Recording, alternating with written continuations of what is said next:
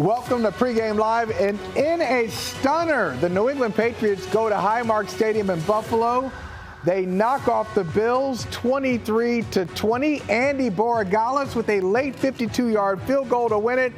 There are no longer any undefeated teams in the NFL because the Patriots knocked off the last unbeaten. Buffalo came into this game 4-0, had won 14 straight at home. That is no more. Patriots 3-2, 23-20 winners. We got Phil Perry here. We got Tommy Curran, three-time Super Bowl champion Ted Johnson. I'm Michael Holley. We're going to go around the table. There's so much to talk about tonight. But top of mind thoughts, Phil, we'll start with you. What stands out? Boy, the Patriots showed us who they are on Sunday Night Football. We all sat here before the game began and said, this is a test. This is a gauge what you are kind of game. And they showed us that they could be the team that actually makes fewer mistakes in prime time under the bright lights. They're actually the team that can make the plays in the critical moments to beat one of the best teams in football. And the young quarterback, Tom, I thought showed up when they needed him. Yeah, it's a double jump forward. We were just sitting here talking about moral victories throughout the week. They actually walk off with a legitimate victory, and they're going to be the toast of the NFL now because they have not only shown with Drake Maye that they are very for real, but this is what people kind of thought might happen when Mike Vrabel was hired. And if you said, Ted, in April, the Patriots are going to be 3-2, having won on Sunday night in Buffalo, I don't think anybody wouldn't have signed up for that. You got that right. I mean, it's amazing how this team has come so far from week one. I mean, it looks like a totally different team. This team has gotten a heck of a lot better since that opening game against the Raiders. And this to me was kind of a coming out party from a national standpoint for Drake Maye. He played not that first half, and not so much, but second half brilliantly. You saw him make some unbelievable athletic plays, and you saw Steph Diggs do for Drake Maye for what he did in his first year at Buffalo for Josh Allen. And so this is the first time in 27 games that the Bills lost the turnover battle. The Patriots were +2, and that was certainly the key in why they won this game. But a gutsy performance from the Patriots. And buckle up, boys. It's going to be a fun week this week. You know what, guys, Ted just said that the Patriots have played a lot better or improved a lot since that first loss to the Raiders. I would suggest, Tommy Curran, that they're better since the 5-turnover game against the Steelers. I mean, they have progressively kind of upped their game the last few weeks. And I'm going to split a hair with you and say that game against the Steelers, had it not been for the 5 turnovers, could have been a 21-point win. I mean, I've said it a couple times, there's a good team in there if they could just stop shooting themselves in the foot, whether it be against the Raiders or the Steelers. Now, in back-to-back weeks, they have dismantled a horrible team, and then they've beaten the best team in football, or the top 3 teams in football, on the road because the other team made more mistakes. It's a completely, and I'm not breaking news over here, it's a mistake-driven league. What will you do with the mistakes? And it's funny because the turnover battle that they ended up winning, they did nothing with the first one because they gave it right back. But I think I learned something about their resiliency in the Miami game, and I think I learned something about their resiliency tonight, too. I mean, Ramondre Stevenson, Mike Vrabel keeps going back to guys who make mistakes, whether it's Borregales earlier in the year or tonight with Stevenson. And I wonder how much buy-in, Ted can probably hit this too, but I wonder how much buy-in the players will give Mike because of his ability to get in the trenches with them and make sure that he's got everybody on board. Big night for Mike Vrabel to be able to make that decision and have it work and have them ready to play against a team like this in a situation like this. But I would say it's an even bigger moment for Drake Maye. You get the ball with 2 minutes left.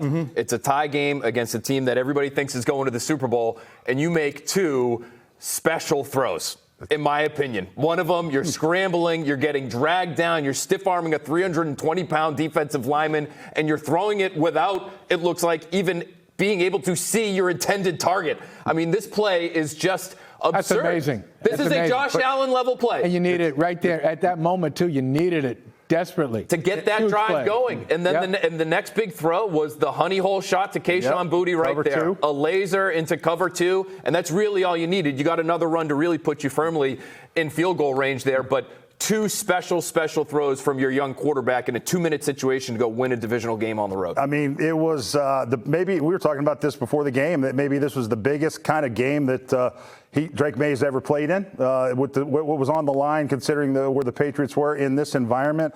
And he was up to the task. I mean, that play right there to Steph Diggs there on that 1st and 10 where he's getting drugged down, that was reminiscent of the last year's game against Tennessee. What I love about Drake Maye is he never gives up on a play.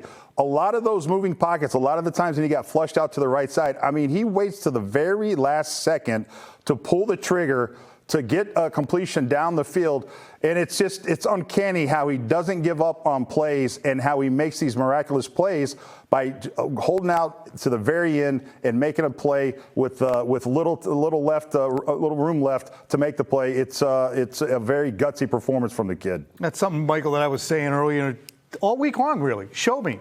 I know you're going to be a good quarterback. I know that you're a top 10 passer. Maybe a top 15 quarterback, but show me that you can do these things in big, high-leverage games against good competition. Can you play a clean game against a good team? Not against Carolina.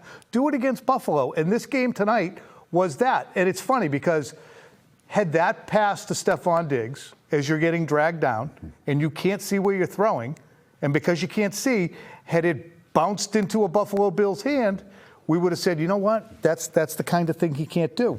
But now that he's made that play, now that he's finished the drive, now that he started the game without losing his mind and throwing high and being too amped up, it shows the next level that he's moving up to the next stage. And these are the things that, incrementally, I in watching the team, want to see the steps taken. Because I'm confident he's going to be a really good quarterback. He already is. Oh, yeah. But you have to incrementally conquer each one of these things and plant your flag in a new place. He just planted his flag on a new summit. He made some winning plays tonight. And if you're a Patriots fan, you got to feel good about this. This was not the case of, and we talked about this in pregame, this is not a case of a team taking the Patriots lightly. Sean McDermott never takes the Patriots lightly, going back to the days when he was yelling at Bill Belichick's sons before a game at Highmark Stadium. He's usually amped up against the Patriots. I think they knew what was at stake. They knew what the Patriots were going to come in and try to establish. And shockingly, to Buffalo, I think, the Patriots were able to do it. Mm-hmm. The Patriots were not, Ted, they were not surprised by anything Buffalo was doing offensively. They really held them in check, contained Josh Allen, contained that offense for most of the night.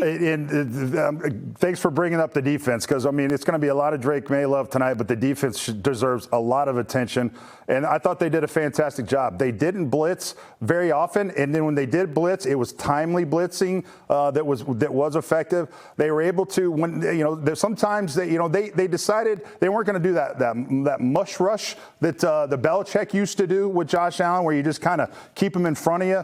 No, they're going to run all their stunts, and what they did is they'd have Spillane as a spy, they'd have Christian Ellis as a spy, and they'd use guys to spy Josh when he would flush out. Now, he still hurt him with his legs, but not too bad, right? It wasn't too bad. There were some big plays, but nothing that just broke their backs. I thought the defense was excellent all night, considering just Josh Allen is back there pulling the trigger. A lot of credit to the defensive coordinator for having an excellent game plan. And then that interception that Marcus Jones had just came out of nowhere. I mean, Josh still has a little bit of Josh Allen in him still, right? That was at a big moment in the game, too, Ted. You think about it, the Patriots gave up a score. So Buffalo comes down, takes the lead, 10-6. Mm-hmm. Patriots come back, and Ramondre Stevenson walk-in touchdown is 13-10. And then the Bills have the ball in the red zone, and you think, okay, here we go. They're going to come away with points. And Marcus Jones getting that interception, big moment in the game, and then allows the Patriots to score again to get that 10-point lead that they needed. Just real quick on that, guys, the Patriots defense going into this game, they were one of the worst. They're, I think, the worst red zone defense in the NFL. 7 out of 8. And so a couple of times when Buffalo was down there, the Patriots defense rose up. I mean, it was, again, the worst red zone defense, and tonight they were like one of the best red zone defenses. I wonder if you're seeing a little bit of the Christian Gonzalez effect, because he's really the one difference between all of these games, where they have had their issues in the red zone. Carolina Panthers game, that one was easy. They win going away, clearly. But Christian Gonzalez, they very rarely threw at him tonight. There was the one over route early in the game that they got him on, but then late in the game, they tried him deep down the field. They ended up throwing it out of the back of the end zone, and then he comes up with a huge breakup on third down that forces the Bills to kick a game-tying field goal very late in the game. I just wonder if the defensive numbers that we've seen coming into this game tonight, if they start to just slowly trend in a different direction now because you have one player on the field because he makes that much of a difference. And it's the lack of explosive plays. We saw so many in the first 2 weeks, just eye-popping numbers. I don't know if it was 20+ in the first game, and then a bunch against Miami as well that Vrabel said, we were kind of intending to let some of those happen on the outside and bottle up the middle. But the explosive plays are kind of going away. And if you look at that pick by Marcus Jones, that's the kind of a play made by a confident player who is able to, speak to this if you could, say, I'm going to make a play here. I have a play on the ball. And sometimes I think if you're not playing with confidence, you're just going to let the play be caught and then bring him down. Yeah, no, that's absolutely true. So he saw what he saw, covered two, and he had a chance to undercut that. Chris Collinsworth pointed out, great, and he pulled the trigger. He wasn't afraid in that moment, and so I think you're absolutely right, Phil. I think it just what it does is with Christian Gonzalez out there, it slots everyone to where they should be, as opposed to when he's not in there, the guys are covering guys that they shouldn't. So I think Christian Gonzalez back there definitely is a big factor. And I give Zach Core a ton of credit, the defensive coordinator who's signal calling, who was not expected to be the signal caller going into the season, but Terrell Williams was, but because of health reasons, he has had to step aside, and he's done a fantastic job of getting these guys ready. And now here's the thing. Now, Josh Allen had a lot of time to pass, but yet the coverage was really good downfield. So he had to throw the ball away or run it himself because coverage downfield was so good. The secondary played exceptional tonight. Presented by Gem Plumbing and Heating. For an instant reaction to your heating, cooling, electrical, and plumbing needs, visit AskGem.com.